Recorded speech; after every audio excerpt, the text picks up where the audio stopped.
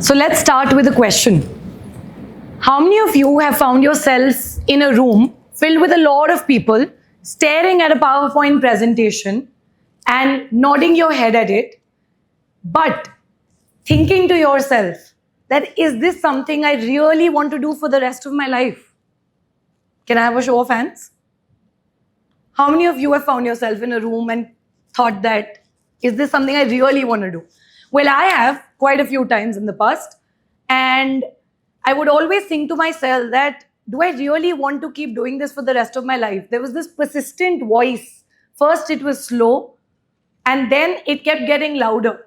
That voice changed something inside me. Let me take you a little back in time. I come from a typical middle-class family where education was given utmost importance. The one thing that was told to me ever since I remember I was in 5th grade was that your career is your priority. Education is the only thing that will take you ahead in life.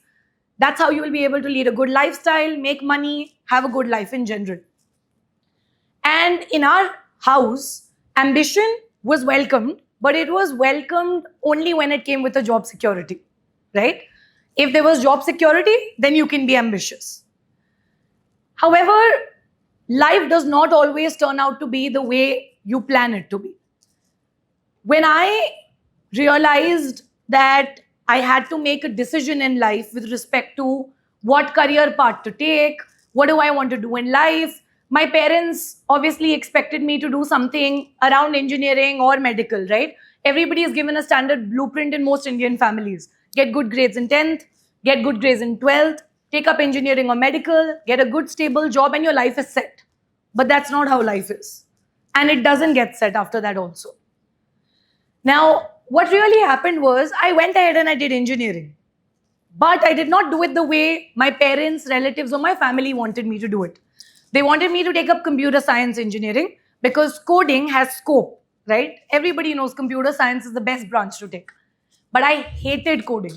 And even if somebody gave me crores of rupees, I would never do it. And that is what I would keep telling them.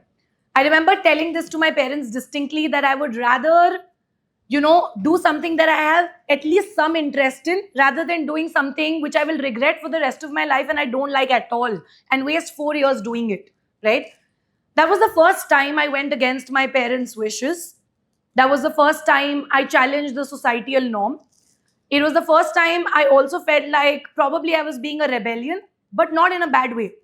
For the first time, I felt I made a decision for myself, which was not again coming from a place of arrogance, but from a place of self-awareness, because I'd analyzed my strengths and what I could do.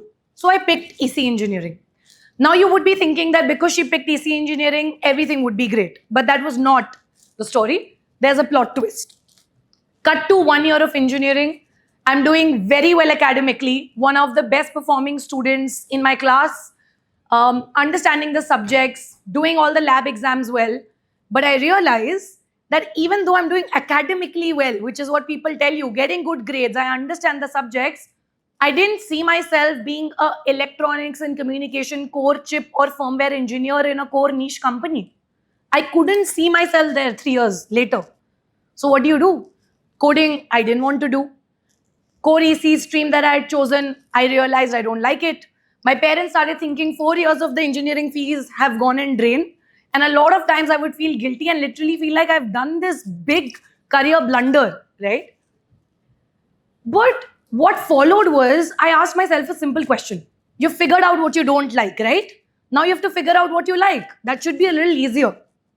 So what I did next was, I said yes to every single opportunity that came my way. And I tried out everything from second year of college. I joined 5+ clubs and chapters. I was a part of the organizing team of the technical fest of my college. I also went on to do 25+ paid internships. And now you might be thinking that everything would be set.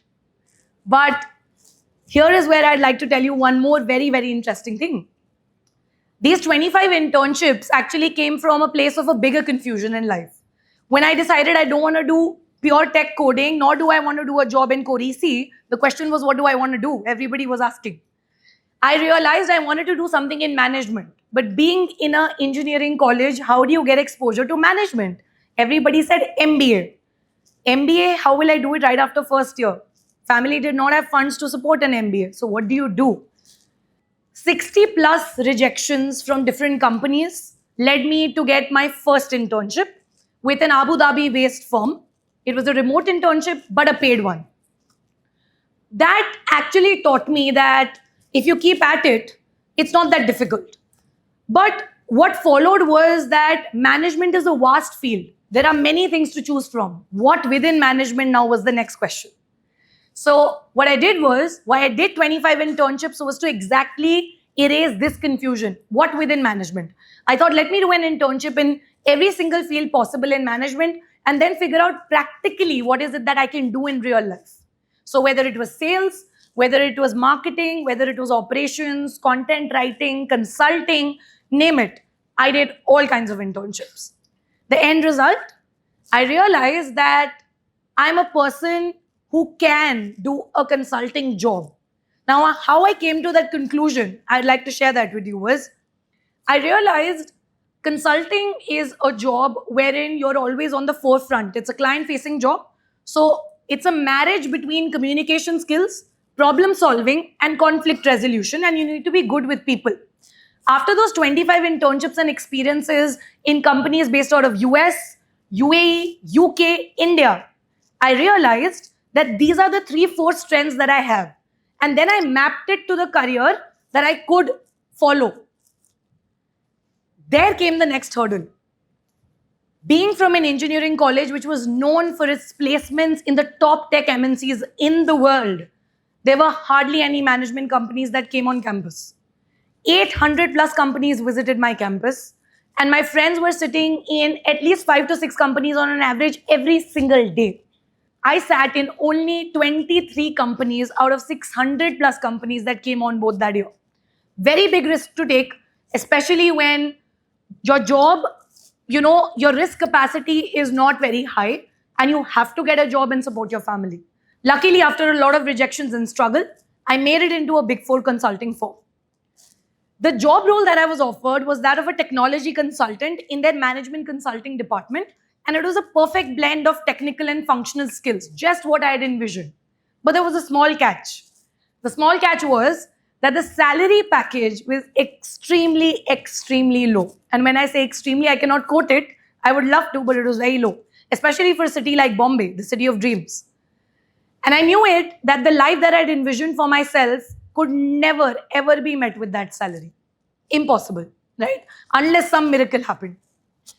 Now, what happened when I started working at that Big Four consulting firm was brilliant, I would say managers, team members, great work. I loved my job. I was very good at it as well. Got promoted in the first 11 months itself, right? Very, very fast promotions, hikes, consulting is a well-paying job in general, but because I was an engineering student who didn't have an MBA degree, hence the salary package was low. But now the point was that, do I really want to continue doing this? That inner voice that I spoke about in the beginning, when I was seeing these PPTs and I would keep nodding and making presentations and working on Excel, that voice was coming back to me again and again, that, Dhairya, do you want to do this for the rest of your life? I think that's when the pandemic came to my rescue. It was a blessing in disguise for a lot of people, at least for me.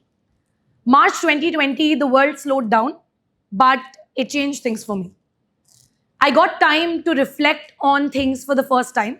And with that time in hand, I discovered something which was around me all this while, but I didn't know how to use it, which is the power of the internet and social media. I started making videos on LinkedIn, and trust me when I say this, nobody, literally nobody was making videos on LinkedIn 5 years ago in 2020.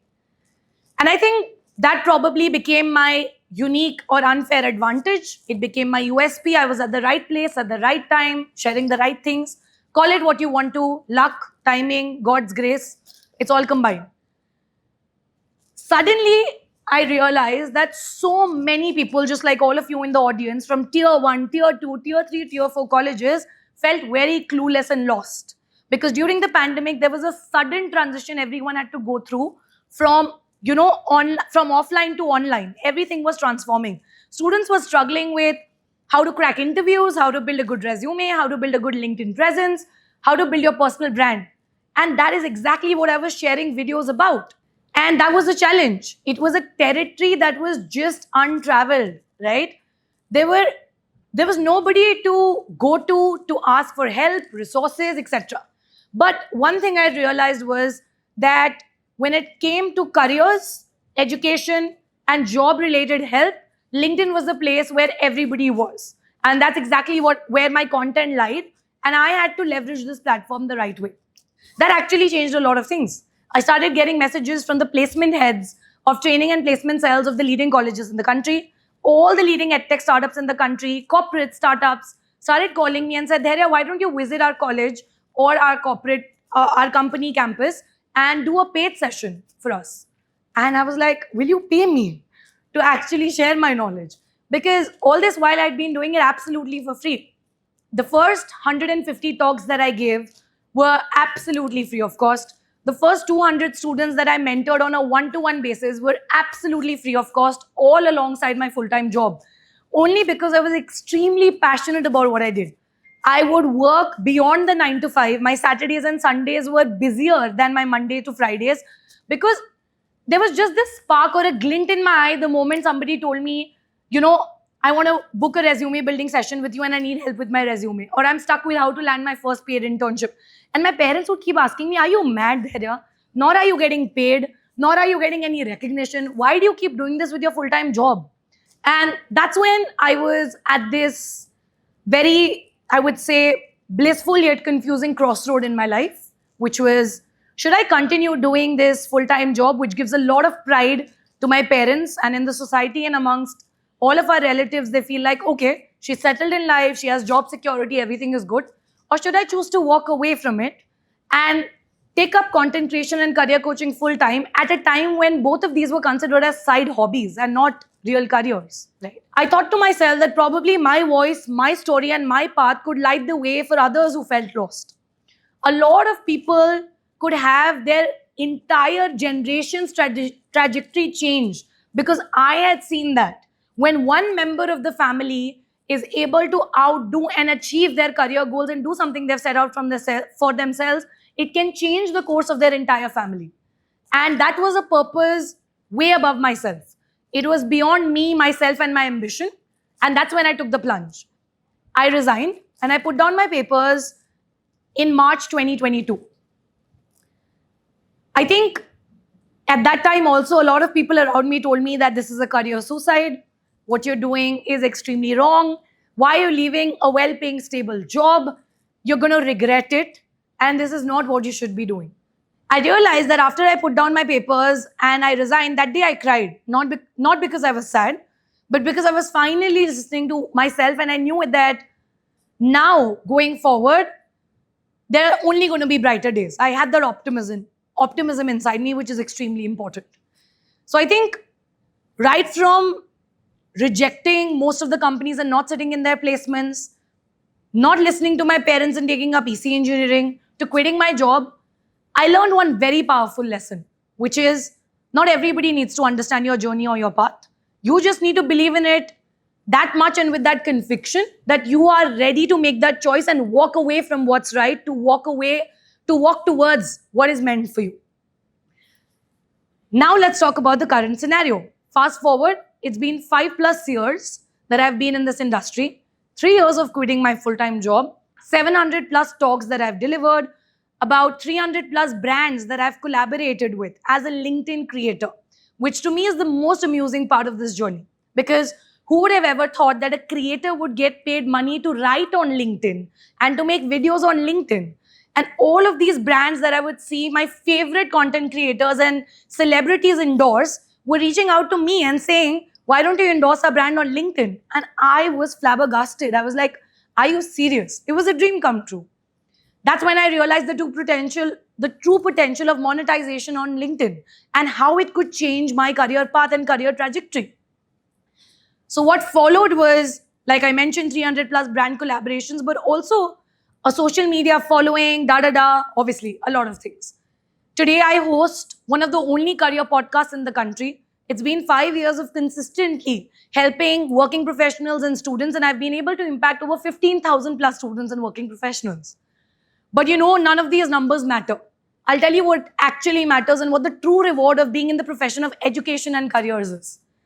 It is those messages that you get from students, from your mentees, and from their parents when their life changes.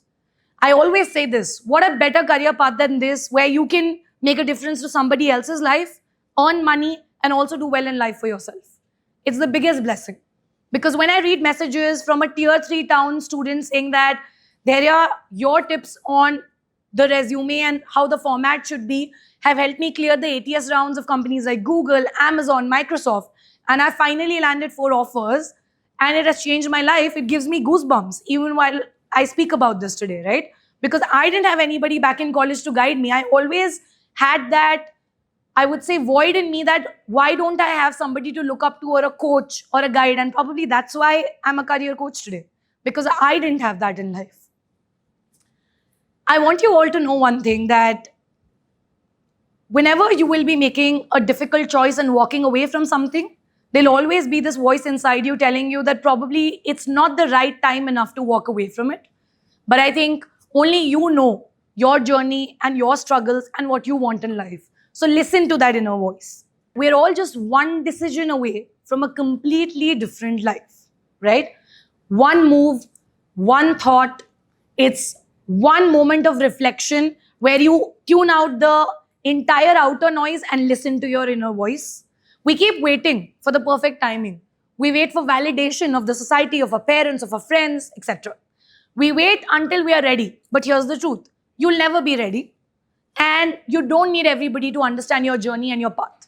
You just need to take that one powerful step and believe in yourself, because that's the power of one. The power of one person. The power of one move. The power of actually taking that leap of faith, and the power of a ripple that creates a wave. So, as I leave you all today, I want you to know that if I hadn't walked away from that job back in 2022, I wouldn't be here standing on this prestigious stage and delivering this talk. So what I want you to know is that maybe, just maybe if you're listening to this right now, this is your sign to walk away from what's easy, to walk towards what feels right, to walk away, to truly walk ahead in life. Thank you so much.